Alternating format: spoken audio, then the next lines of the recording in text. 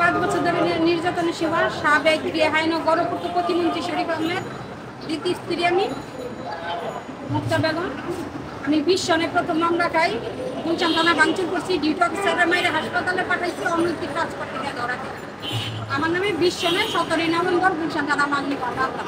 আমি তখনই কাশিমপুর কারাগারে 15 দিন ছিলাম। ওইখান থেকে আসার পরে কে মামলা করে সেটা বললেন? ওটা রাষ্ট্রবাদী হয়ে মামলা করে, পুলিশ বাদী করে। ওইখান থেকে 15 ডিসেম্বরের 3 তারিখে আমি কাশিমপুর কারাগার থেকে আসি। আসার পরে এনএসআই বেলিরোডের এনএসআইয়ের সাথে যোগাযোগ করি। ওনারা আমার 21 তারিখে 12 সনের 21 সনের জানুয়ারি মাসের 12 তারিখে বেলিরোডের এনএসআই মানে বলে যে স্যারের সাথে সংসার করেন, আপনি আইসেন না। পরে আমি বলি যে আমার নামে মামলা, আমার ছেলের হুমকি দেয়, এত বড় এত লঙ্কা কাণ্ডর কোনো দরকার নাই, আমার সম্মানই দিয়ে ওরা চলে যেতে বলে। স্যারকে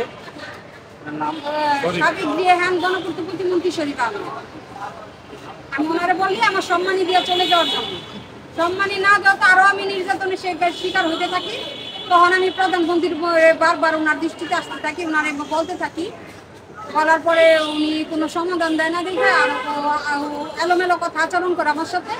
তখন আমি শেরেবাংলানগর থানায় প্রথমে বাড্ডা থানায় গেছি জুন মাসে, 21 সনের জুন মাসে বাড্ডা থানায় আমি মামলা করতে গেছি। মামলা নেয়নি, অভিযোগ নিচ্ছে। তখনকার ওসি ছিল সালাউদ্দিন আর তদন্ত ওসি ছিল আবু সাইদ। এটা হইলো জুনের দিকে।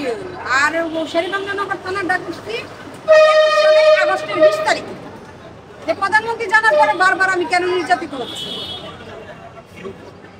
এর জন্য প্রধানমন্ত্রী থাকাকালীন অবস্থায় জি 21 সনে, এটা 21 সনের কথা আমি আপনাদের বলতে। তারপরে তখনকার ডিসি ছিল শহীদুল, ডিসি ছিল না শেরেবাংলানগর থানার শহীদুল, ওনারা জান, ওনারাই তখনকার আমার অভিযোগ নিচ্ছে। মামলা নেয়নি, অভিযোগ নিচ্ছে। আমি মামলা করতে গেছি, আমি যে পুলিশের কাবারে, তারপরে আপনাদের প্রেস ক্লাবে লিখিতভাবে আবেদন জানিয়েছিলাম যে আমি জাতিসংঘে গিয়ে প্রধানমন্ত্রীর সাথে বিচার চাই।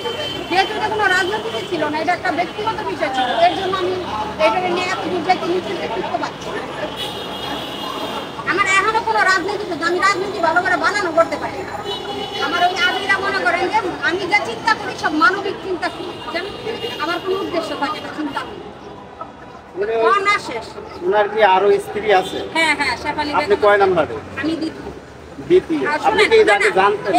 এটা বিব্রতকর ছিল সমাজ কল্যাণ প্রতিমন্ত্রী। আর প্রধানমন্ত্রী হওয়াটাই এত দূর তৈরি করাইছে। যদি সমাজ কল্যাণের মধ্যে সীমাবদ্ধ থাকতো, আমি যে শরীরটা চিন্তা, তাইলে ওর মধ্যে সীমানার মধ্যেই আমরা এটা বুঝার চেষ্টা করতাম, তাই নিজেই আরো অবুঝ হয়ে থাকতাম। কিন্তু যখন গণপূর্ত মন্ত্রণালয় আসলো তখন তো আমার অবুঝ থাকার কোনো কারণ নাই আছে। ওনার সাথে কিভাবে আপনার পরিচয়? আমার ছেলেবেলা কাটছে ময়মনসিংহ শহর, আমি মুন্সিগঞ্জ জেলার, আমি বাগমারাতে বড় হয়েছি, আমি ময়মনসিংহ যাওয়া আসা করতাম। আর ওর সাথে পরিচয়, আমি একটা কাজে গেছিলাম, আমি জানতাম এছাড়া ব্যক্তিগতভাবে আমি ওর ছেলেবেলায় চিনতাম। আমার যে কোনো আমার ব্রেনে কোনো অসৎ উদ্দেশ্য কাজ করে, আমি বারবার আমার ইসরায়েল বলেন এনএসআই বলেন ওনাদের বলেছি আমার কোনো অসৎ উদ্দেশ্য নাই। আমি ন্যায্যতায় বিশ্বাসী, আমার ন্যায্য সম্মান আমি ছাড়বো না। বিয়েটা কি পারিবারিকভাবেই হয়েছিল? পারিবারিক 2-4 জন ওদের বুঝে না, ও যেমন অন্য আরো 2-1 জন জানতো এরাই ছিল। এটা কি এখন কি আমাদের যে বয়স, এটা কি একটা হুটহাট এটা কি এই যে বারবার এই যে বিষয়টা সামনে আনেন, আমি বিব্রত। আমার মামলার বিষয়টা সামনে আনেন না বারবার। আমি কেন, আমি কি কোনো রাজনীতিতে ছিলাম? সংগঠনে ছিলাম? আমি তো কোনো রাজনীতিতে ছিলাম না, সংগঠনে ছিলাম না। বারবার রাষ্ট্রবাদী হয়ে কেন আমার নামে 3টা মামলা দিল? কেন 10 দিনের রিমান্ডে নিল? কেন কাশিমপুর কারাগারে 14 মাস আমার থাকতে হলো? আমি বাইরে কেন পরিচয় বিহীন বাবুমান হয়ে ঘুরছি? এটা কি সভ্য সমাজের ইতিহাস? এই নির্যাতনগুলোর জন্য কি ধরনের, কেন কি ধরনের দায়ী করতেছেন? আমি রাষ্ট্রই দায়িত্ব করবো। রাষ্ট্র জানতো যে আমি দোষী, আমার বারবার নিয়ে কাশিমপুর কারাগারে বোঝা দিত। শরীফ দোষী ছিল না? শরীফে তো কিছু বলে নাই, প্রশাসন জানতো না? তদন্তের রিপোর্টে কি শরীফের নাম আসতো না? ও শরীফে গিয়ে কি কেউ প্রশ্ন তুলছে? কেউ তুলে নেই। সামাজিক অধিকার চাই না, সামাজিক অধিকার বলেন, ক্ষতিপূরণ যাই বলেন, 10 মাসে আমরা যা বলবো আমি তাই বলবো। কারণ প্রধানমন্ত্রী থাকাকালীন আমি প্রধানমন্ত্রীর কাছে শরীফের চোখ চেয়েছিলাম। এখন যদি শরীফের চোখ দিয়েই রাষ্ট্র খুশি থাকে, তাও যদি ছেড়ে দাও তাও খুশি, আমার কোনো আলাদা আলাদা কোনো মূল অভিযোগটা হচ্ছে রাষ্ট্রের বিরুদ্ধে। রাষ্ট্রের বাহিনী আপনার বিরুদ্ধে বারবার কেন মামলা করলো? রাষ্ট্রের কি